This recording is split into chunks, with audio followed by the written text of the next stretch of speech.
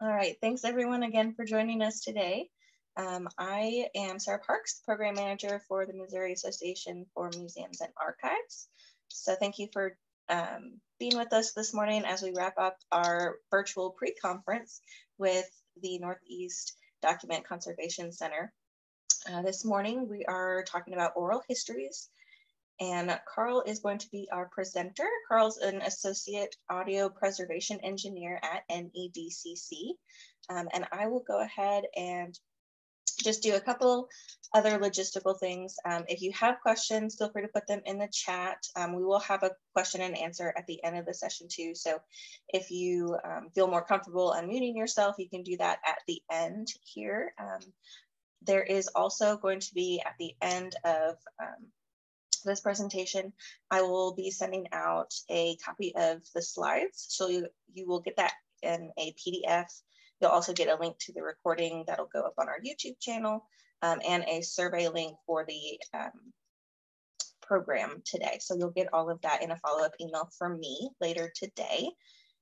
And then I think that's all I had to prep us for. So I'll go ahead and get this turned over to Karl, and we'll get started talking about oral histories. Hi, everyone. I just wanted to jump on and actually show my face before jumping into the presentation. But yeah, thanks for joining me. I'm really excited to talk about oral histories with you guys. And I hope it's not too boring for you. We'll get into some weeds, but hopefully it won't be too bad. And if it is boring, you can take a nap and I won't know. But I will do my screen sharing right now.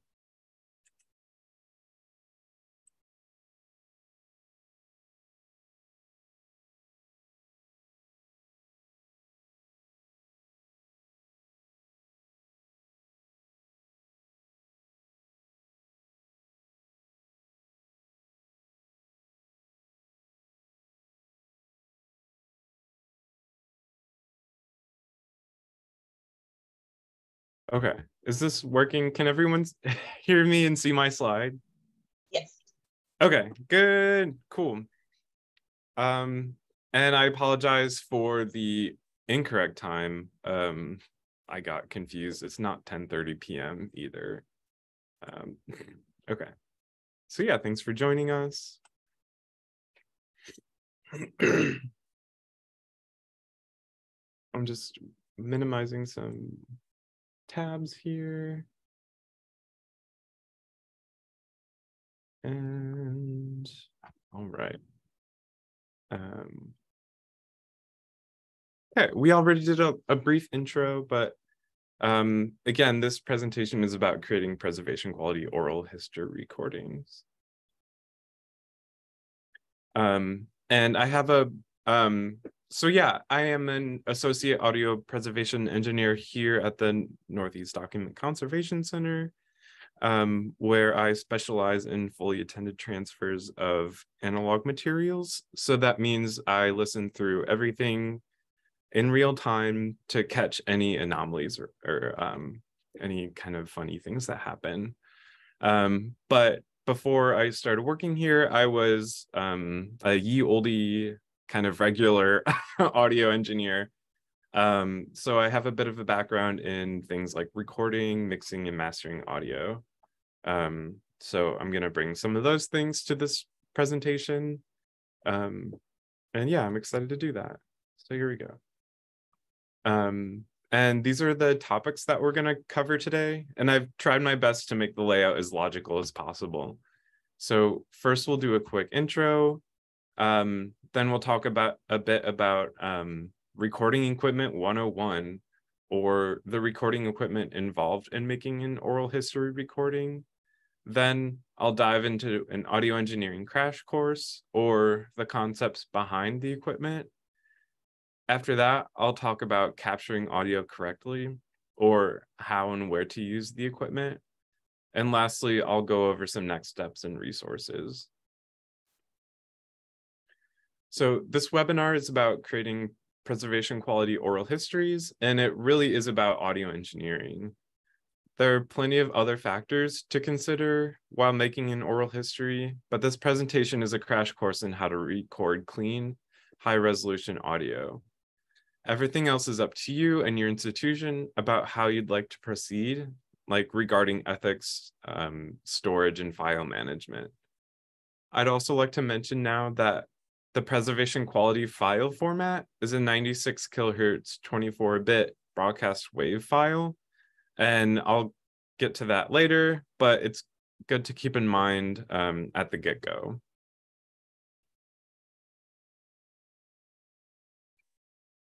So before you start recording an oral history, there are a couple things to consider.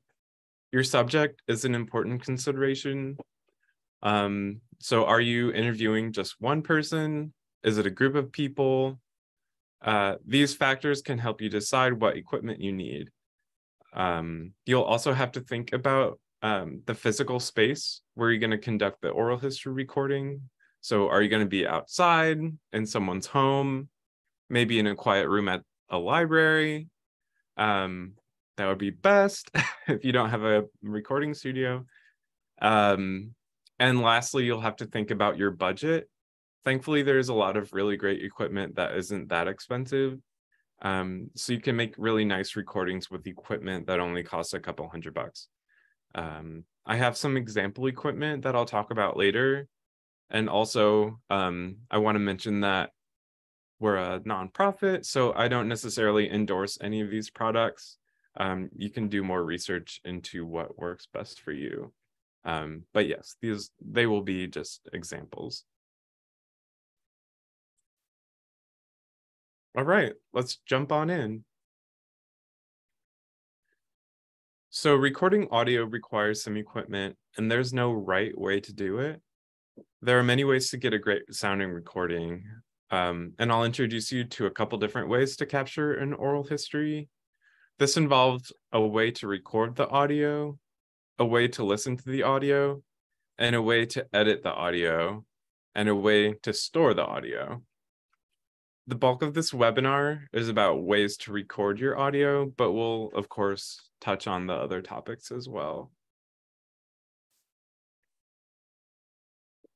And there are many ways to record your oral history, and they vary in cost and quality. But as I mentioned, some of the most simple and cheap solutions can make a really nice high quality recording. So let's check out some options. And the first step in making a recording is recording. And there are several ways to record your audio. First way, and probably the simplest, is to use your smartphone. You can download a recording app, and that can sometimes be a voice memo app, and record audio that way. When looking for a recording app, try to find one where you can record an uncompressed WAV file. Again, more on that later. Most apps record directly to MP3, so you should make sure to find one that lets you record WAV files. And speaking of storage space, make sure you have enough space to record the entire interview.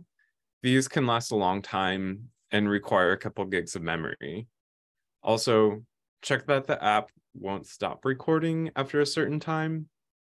You want to make sure that the recording won't stop automatically, and that's a feature that some apps have built in so they don't take up all your storage space. So again, the simplest way is to use your smartphone and to use your built-in microphone. Even though they're not the most accurate microphones, they can capture decent audio. And the built-in mics keep getting better and better with newer generations of smartphones. But you can also buy better microphones that attach to your phone. These example microphones come with a dedicated app where you can record high-res audio. But again, check your phone and version so that it can connect with the add-on microphone. Some connections are different, like Lightning or USB.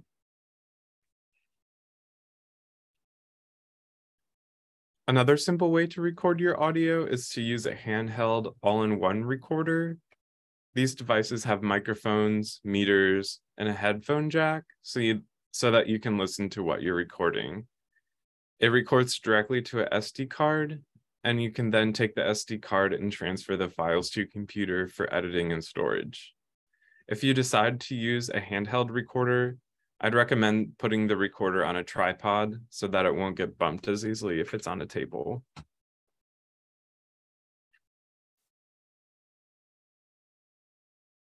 Another way to record your audio is to use a USB microphone. These are similar to the all-in-one devices because they include a lot of the tools necessary in recording audio, like the microphone, gain stage, polar pattern selection, and analog to digital conversion. They're very easy to use. Just plug them into your computer and connect the device to your audio software. And we'll cover the specifics of this signal flow later.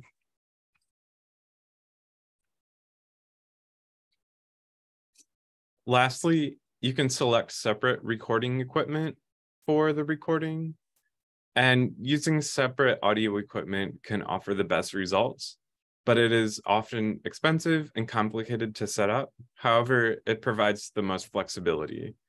Instead of having an all-in-one recorder, this lets you select the equipment you'll need for each stage in the recording process.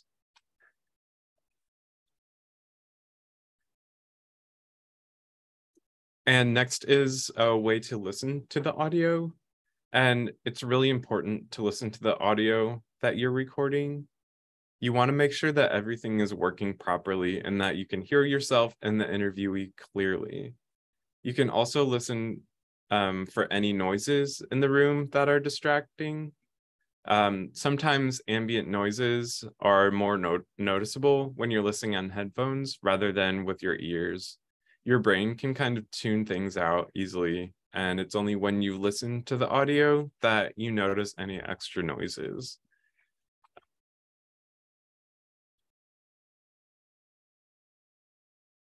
One important piece of the audio puzzle is your recording program called a digital audio workstation.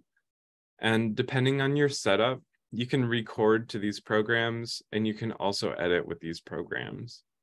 I'd like to point out that for preservation work, you don't need to do a lot of editing.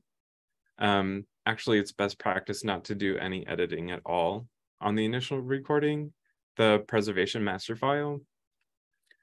You can, however, create access copies of the master file where you can add trims and fades and any processing that is needed. But if your initial recording is nice and free of excess noise, you won't have to do a lot. These listening copies can be lower resolution files like MP3s.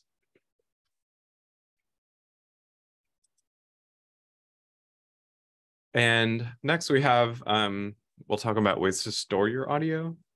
And storing your audio assets is really important. There's no point in creating a great sounding oral history if the files get lost or deleted. Perhaps you all have heard of the 3-2-1 rule. The 3-2-1 rule means that you have 3 copies of the file stored on 2 kinds of media and 1 copy in a different physical location. Another step in recording your audio is to generate and embed MD5 checksums. This is a hash value that is created and used to validate the integrity of your file. We recommend using BWF MetaEdit to generate and embed the MD5 checksum.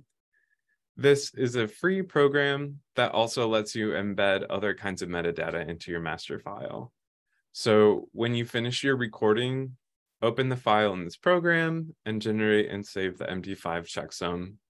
For a healthy file, the MD5 stored and the MD5 generated will read the same. If they don't match, something is wrong with the file. And we recommend checking your files in this way from time to time, like every 6 months or so is a good amount of time.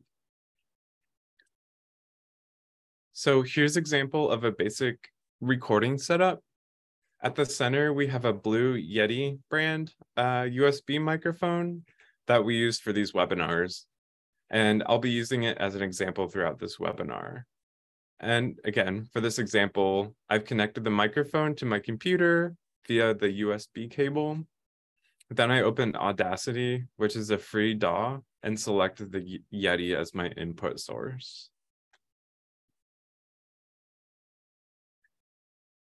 Now, I'm not endorsing any products really. Again, I just wanted to provide an example. And this is a good example of a common USB microphone because it has a lot of the usual built-in features. It has the gain adjustment, polar pattern selection, a mute button, and headphone jack for monitoring. It also does the analog to digital conversion so that you won't need to purchase a separate A to D converter. It's a simple and versatile microphone. But I will warn you that some USB microphones aren't up to preservation quality. The highest file resolution that this mic can record is 48 kilohertz 16 bits, which isn't at preservation quality.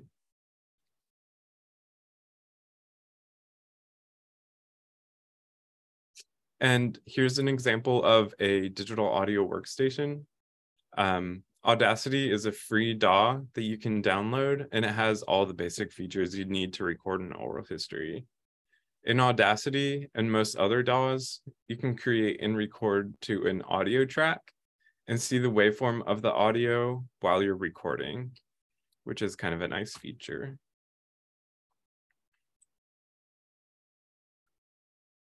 So now that we have an idea of the equipment and tools involved in recording oral histories, let's talk about the ideas behind the equipment.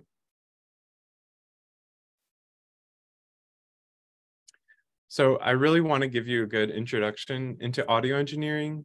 That way you can make informed decisions that best fit your situation. We'll get into the weeds a bit, as I mentioned before, but hopefully it's not too bad for you. But yeah, there are several essential steps in digital audio recording. And in this process, air pressure waves end up as ones and zeros. And this is how it works.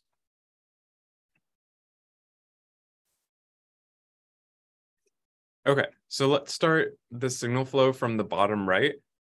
The sound source, in this case, your interviewee will speak and the pressure will go through the air and will be picked up by the microphone. The microphone then changes the air pressure into electric current. From there, the electric current needs a boost. The level coming out of the mic is pretty low. The current will then get amplified either by an outboard device called a microphone preamplifier, also known as a mic pre, or a built-in gain stage, depending on your device. After the signal is amplified, it goes through the analog to digital conversion process. Similarly, this can be done by a separate piece of equipment or can be done on the same device.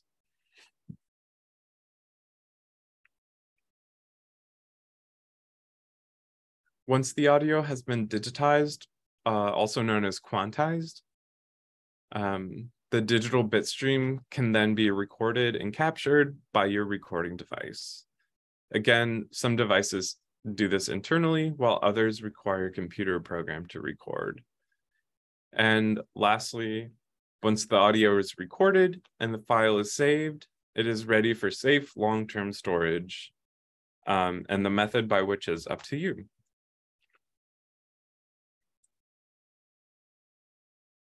All right, let's dig into this a little bit. Let's talk about microphones. So microphones change air pressure waves into electrical current. There are many different kinds of microphones, but they all essentially do the same thing. No matter the kind, here are some tips for using the mic. The first tip is not to get too close to the microphone. This causes something called proximity effect and creates a low frequency boomy effect.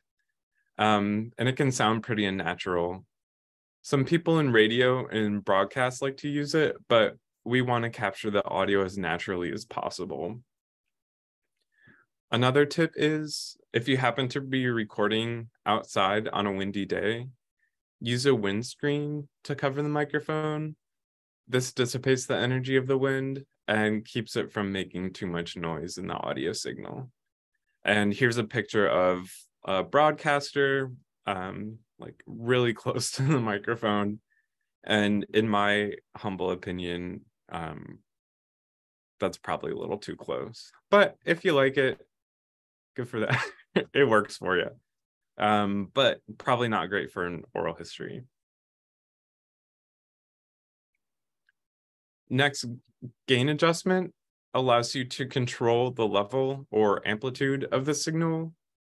As always, you can find the gain either on the device itself or on a separate piece of gear, like the mic pre, depending on what equipment you have.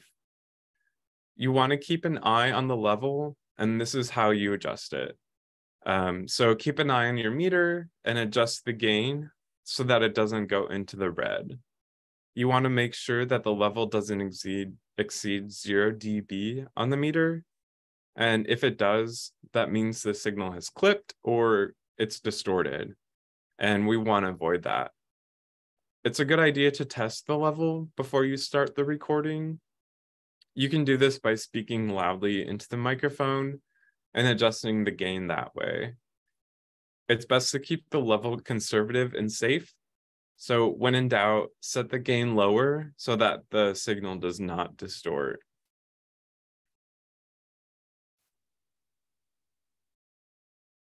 Next, the polar pattern of a microphone determines where the mic is most sensitive. This mic has several different polar patterns, and each has its pros and cons. But in general, you can use the mic's sensitivity to your advantage. You can use it to block out sounds if you're clever. And here are some common polar patterns. The first 3 are mono, and the last one is stereo. First is bidirectional, which is the one on the right. It's also called figure 8 because it picks up sounds equally from the front and back, but not the sides. Next, we have cardioid, which is called cardioid because it kind of looks like a heart, but it's most sensitive at the front of the microphone, but not to the sides or rear. The last monopolar pattern is omnidirectional, which means that it is sensitive to sounds in any direction or all directions. And this microphone also allows for stereo recording, which uses 2 cardioid pickups to record 2 different but related audio channels.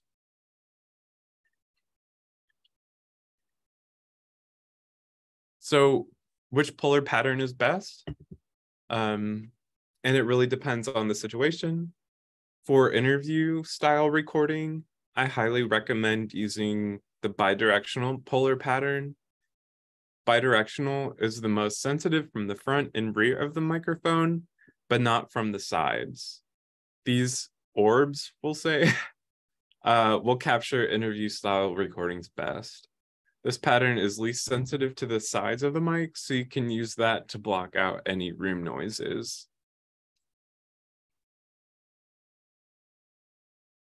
And here's a really cool photo of a bidirectional recording, a recording using a bidirectional microphone in action. And here you can see that the recordist placed the musicians in front of the mic, and she's standing off to the side where the mic is least sensitive. And that way you'll pick up the music nice and clearly, but if she makes noises while operating the equipment, the microphone won't be as sensitive to those noises on the side. Another good option is to record 2-channel stereo. If you sit next to each other in this way, one person will be mostly in the left channel and the other person will be mostly in the right channel.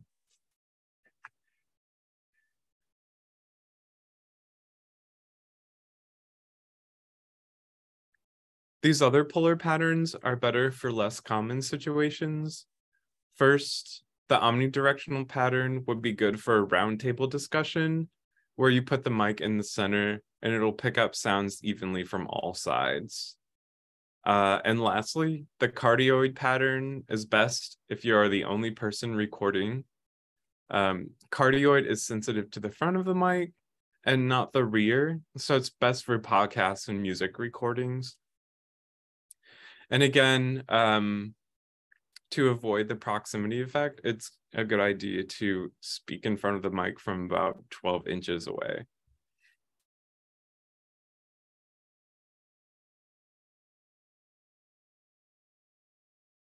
So another part of the conversation is whether or not to use mono or stereo. But before we go further, let's define what they are. So mono signals come from a single pickup. And when you listen to it, the sound comes from the center only. Meanwhile, stereo uses two pickups that are active at the same time and work together to create a left and right field. When you listen to a stereo recording, sounds can come from the full left, right, and center range, and everywhere in between. In this example, omnicardioid and bidirectional patterns are all mono. Meanwhile, stereo is, yep, you guessed it, stereo.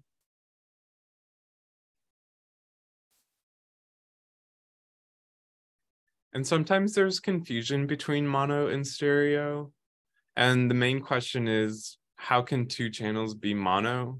Isn't mono just one source and one track? And the answer is yes and no. While it's possible to record a mono signal to one channel, I recommend recording the mono signal to two channels, and each channel has the same content. The result is the same, and it makes everything consistent for if you do decide to record two-track stereo. So when you want to record, set up a two-channel. Most of the time in your DAW, they'll call it stereo. No matter if you want to record mono or stereo. And here's a visualization of two-channel mono. Here the same source is played back from both left and right speakers. The result will sound as if the one source is coming from the center of the left-right field. This is also true if you're wearing headphones. And here's another way to look at it. Here we have a stereo track, but we're recording two-channel mono. And notice that the same audio is in both channels. Yeah, you can see the waveform, the blue bits at the bottom, and you can see where the spikes and everything are the same on both channels. And here's a close-up view of the waveform of the audio. And yeah, again, they're exactly the same in both channels. Whoop. Now, here's a visualization of two-channel stereo, where source 1 is in the left and source 2 is in the right. When played back, you'll be able to hear that source 1 is in the left and source 2 is in the right. And this visualization isn't great because in reality, the two sources combine to create a cohesive left-right signal, or a cohesive left-right stereo field, where the sounds can come from left, right, center, and anywhere in between.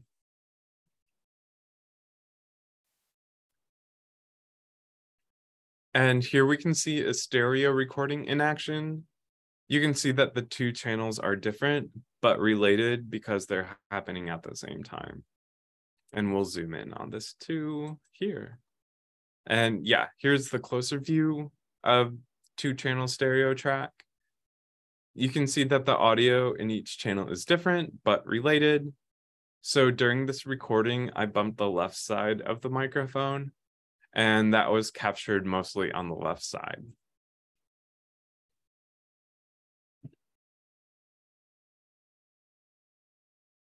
Cool. Now that we've talked a bit about some of the tools and how to use the tools, let's dive a bit into what really is digital audio. Yeah. Also, as a note, please do not record to an audio or to an analog format like cassettes.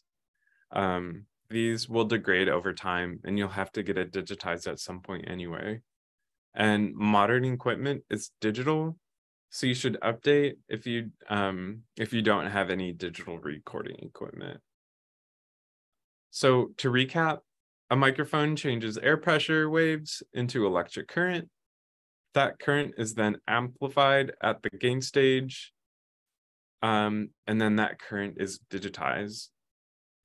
Preservation format uses pulse code modulation to digitize the audio, also known as PCM. And PCM is based on two parts that work together: sample rate and bit depth. And another word for bit depth is called word length.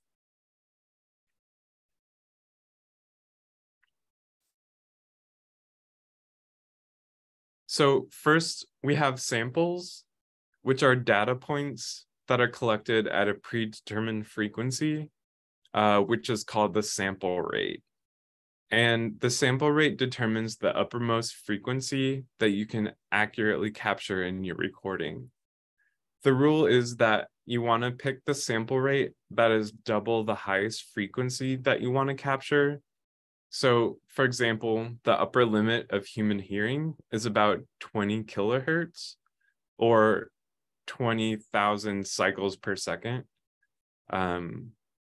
So in order to accurately capture a 20 kilohertz frequency, you need to set the sample rate to at least 40 kilohertz.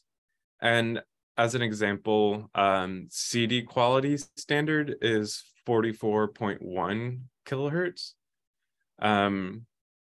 And preservation quality files are recorded at 96 kilohertz, which captures frequencies up to 48 kilohertz, which is well beyond the range of human hearing. But it's nice to have that extra, because sometimes there is information up there that we can have access to, but we can't necessarily see or hear. Sorry. And bit depth or word length determines how accurately the sample is captured. Bit depth refers to the numbers, to the number of ones and zeros that add up to a certain value for the sample. To continue with the CD quality example, CDs utilize 16 bits to describe each sample. This results in 96 decibels of dynamic range. And preservation quality audio uses 24 bits to describe each sample, and this has 144 decibels of dynamic range. So the more dynamic range, the better.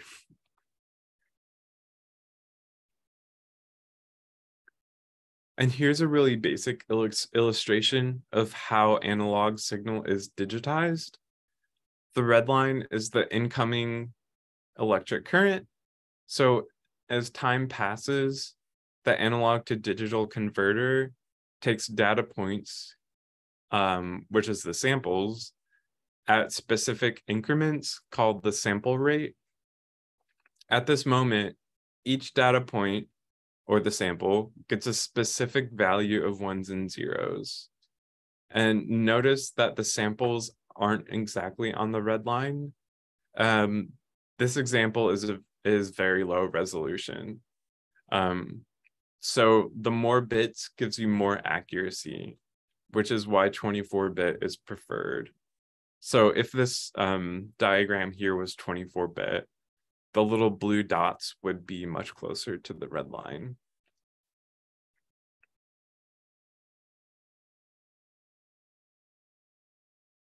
And now that we have a basic understanding of what digital audio is, now we can take a look at it with meters. Digital audio meters work in what's called full scale, where audio is measured from -infinity to 0 decibels full scale. Because there are a finite number of combinations of ones and zeros, this meter shows you values from -infinity or a word that's all zeros, and 0 decibels full scale, which is the upper limit of the word value, or a word value that's all ones. When you record your audio, you do not want to exceed 0 dBFS. That's called clipping, and it is a distortion in the audio. In other words, the signal has exceeded the maximum value for the word. Okay, that was a lot. And you guys can wake up from your nap now. But thank you for bearing with me. I just wanted to give you a brief overview of some digital audio basics. And you certainly don't have to remember all of that. All you need to know is to keep your meters under 0 dBFS. And here's an example of a meter on a handheld device. It shows you the left and right channels and also shows you the peak values. It's pretty simple. And here's another meter.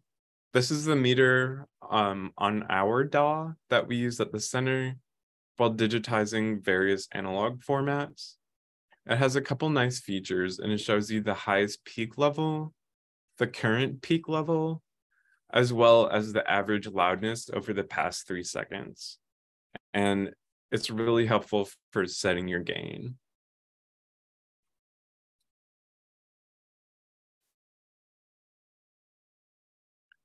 So the preservation standards are pretty well established and relatively straightforward. But I would like to point out that if you're limited by your equipment, record your audio to the highest possible sample rate and bit depth. But if you can't quite reach the preservation standard of 9624, don't let that stop you. It's more important to capture the audio than to get bogged down with specifics.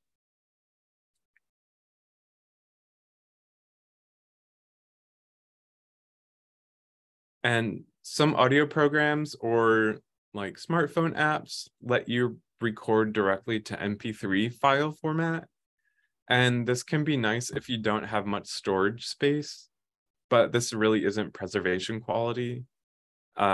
MP3s use a lossy codec, which means that it selectively gets rid of some audio information that it doesn't think is necessary or important. In audio preservation, everything is important. And here's a spectrograph of a recording. So the up and down of this picture is frequency. So the lower frequencies are at the bottom and the higher frequencies are at the top.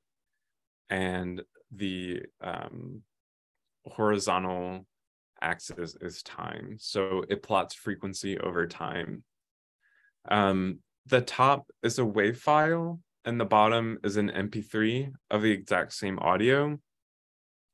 And as you can see, the MP3 chops off the high frequencies as well as some other smaller chunks here and there. So it's kind of interesting to see.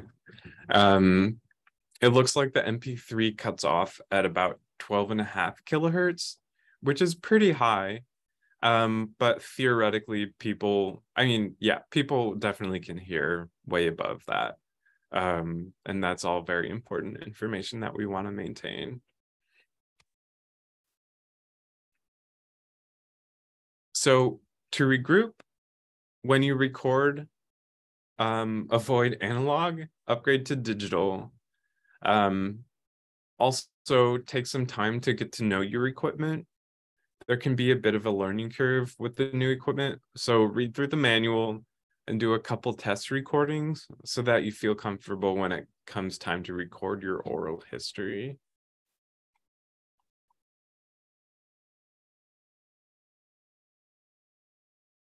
So now that we know about the recording tools and how the tools work, let's talk about how to use those tools.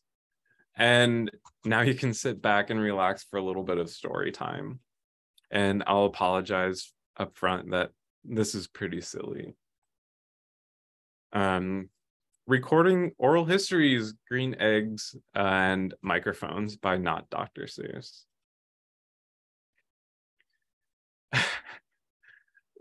I'm just gonna read it. Do you like oral histories? Yes, I do like to record oral histories. Would you record them outside on the street?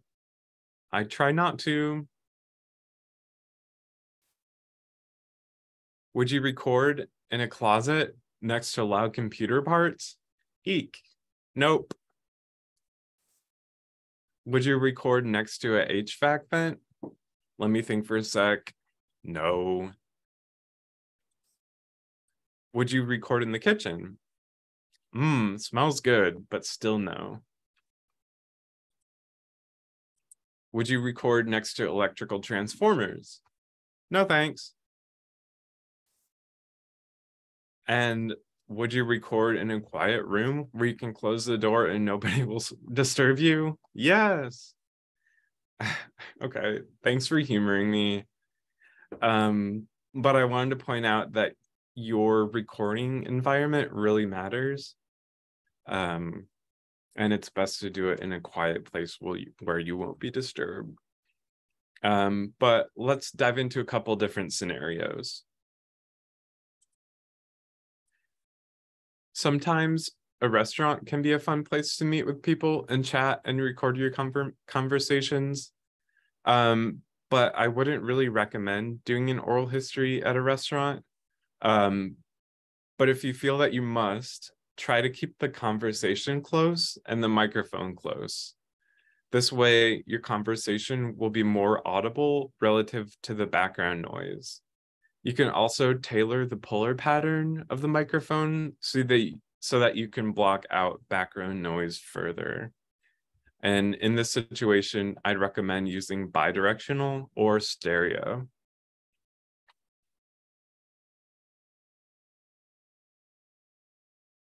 And sometimes you'll travel to meet someone in their home.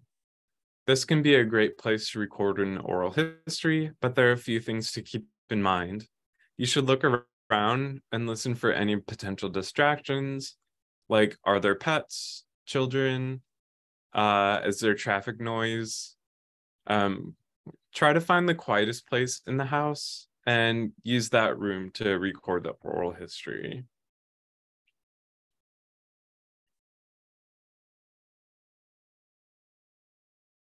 And if your recording environment does have some noise, again, think about which puller pattern would be best.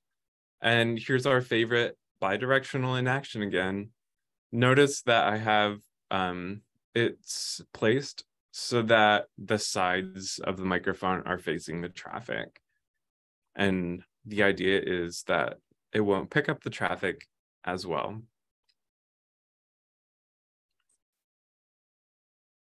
And the best place to record an oral history is a quiet room or dedicated recording space where you can limit outside noise and distractions. So here at NEDCC, we have a small conference room that's pretty quiet and closed off from distractions. If your institution has something similar, that would be a great place for conducting your oral histories.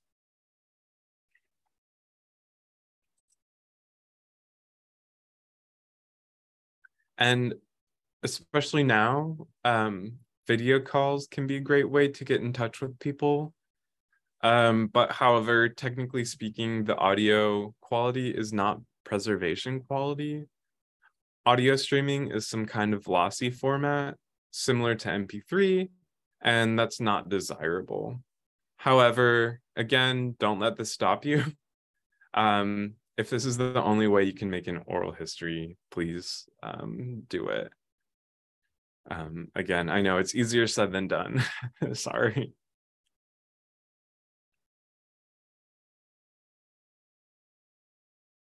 So to wrap it all up, here's some key takeaway points.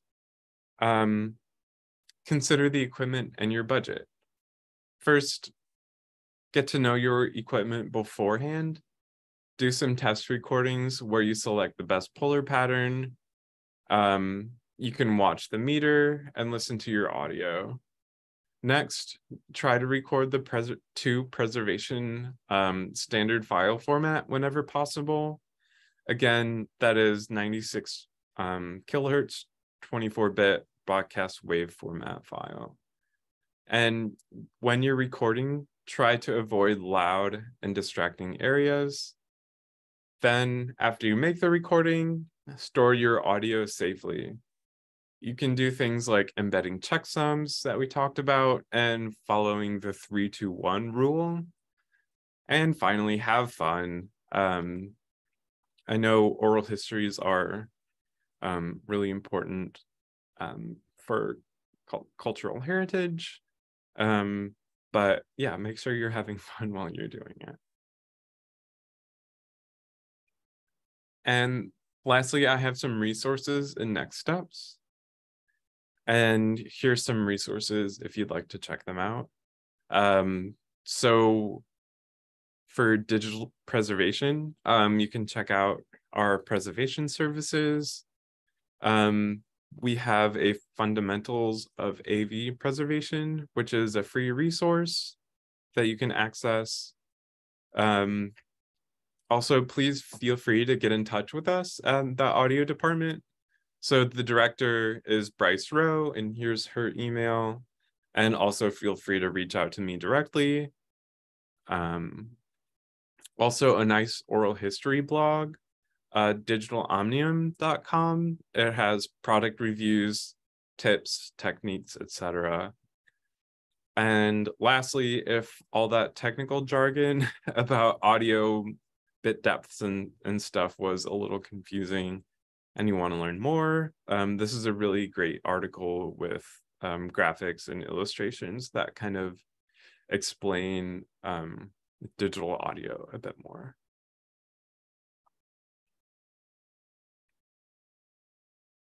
So that wraps it up for me.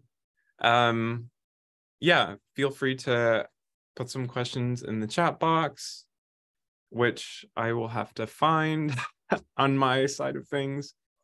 And yeah, let's open that up. I have it open too. If you can't get it, I can always relay it to you. Chat box. Okay.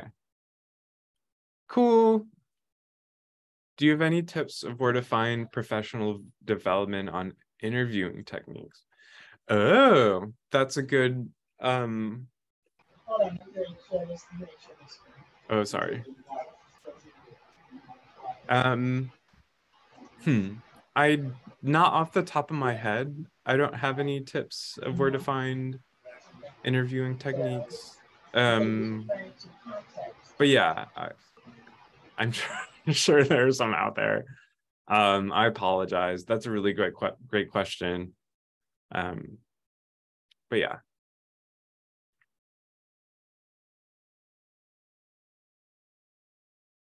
And maybe, yeah. Okay. How about to best set up a recording studio?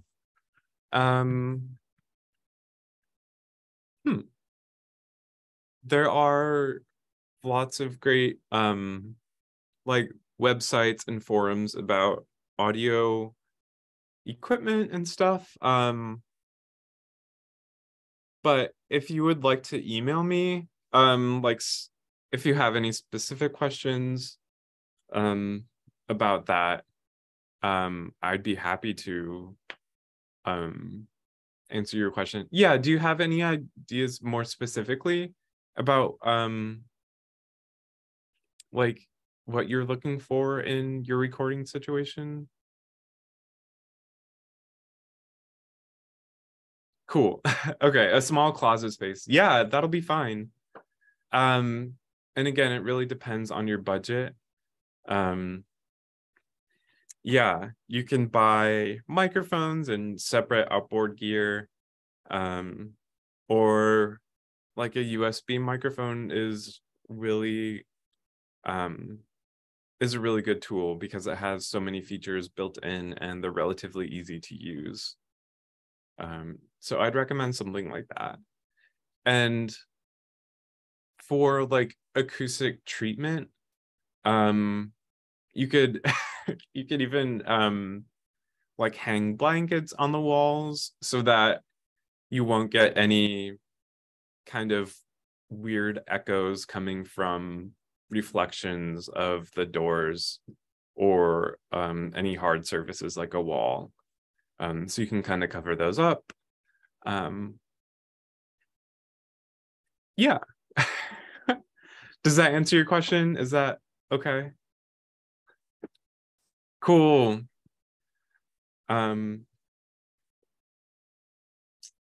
Yeah, if you have a if you record an oral history via Zoom and it's an MP3 recording, what's the best way to preserve it long term? Yeah, I think definitely follow the 3-2-1 rule. Make multiple copies and put them in different places.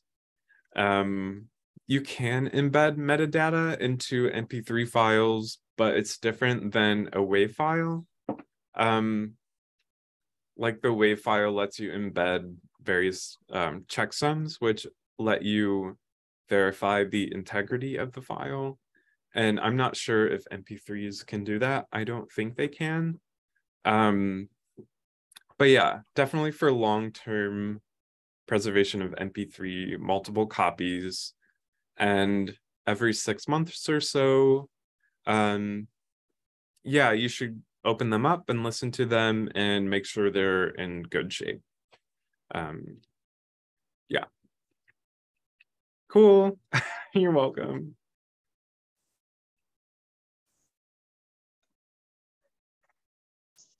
I just dropped a PDF version of the Smithsonian's Guide to Oral Histories and Interviews for anybody that wanted another little resource.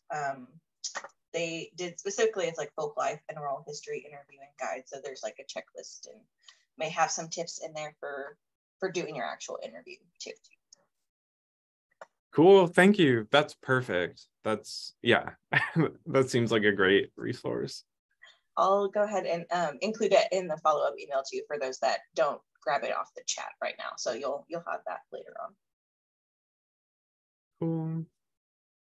Yeah, any other questions? Okay. Well, yeah, maybe I'll stop my screen share. And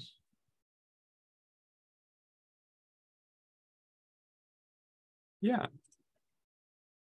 All right.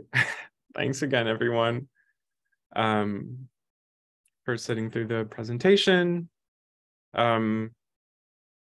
Yeah, I think I'm done. So Sarah, I don't know if you have anything else, or I could close out the Zoom meeting, but thanks again for having me. And yeah, I enjoyed it. Yeah, thanks everybody. For those of you that didn't see, we have one more resource on Introduction to Oral History. So I'll grab that and make sure everyone has the link in my follow-up email. But I'll go ahead and stop our recording. Like I said, I'll give that follow-up email out later this afternoon. And just want to thank Karl again for spending the time to walk us through some of those important setups before we get those all important oral histories down. Yeah. Yeah, and again, please feel free to email me. I know I covered a lot of stuff and it can be confusing. So yeah, I'd be happy to explain things further. But perfect. I'll go ahead and stop our recording. If you happen to have any follow-up questions after, just let us know. Cool. Thank you, guys.